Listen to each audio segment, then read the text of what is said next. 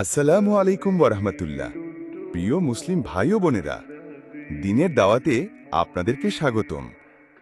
আজ আমরা সাদাকা সম্পর্কে জানব। আবু হুরায়রা রাদিয়াল্লাহু থেকে বর্ণিত, রাসূলুল্লাহ সাল্লাল্লাহু আলাইহি ওয়াসাল্লাম বলেছেন, প্রত্যহ যখন সূর্য উঠে মানুষের শরীরের প্রত্যেক গ্রন্থির সাদাকা দেয়া অবশ্য কর্তব্য। দুজন মানুষের মাঝে ইনসাফ করা হচ্ছে সাদাকা।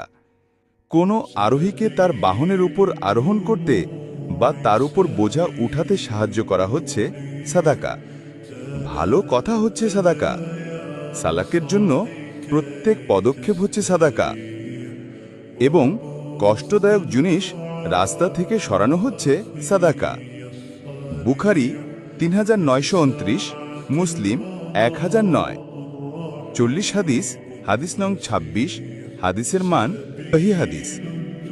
তাহলে বলা যায় সাদাকা আমাদের জীবনে কতটা গুরুত্বপূর্ণ। এই হাদিসের আলোকে তো আমরা জানতে পারলাম। এরকম ভিডিও আরও পেতে ভিডিওটিতে একটি লাইক এবং চ্যানেলটি সাবস্ক্রাইব করে রাখুন। আল্লাহ হাফেজ।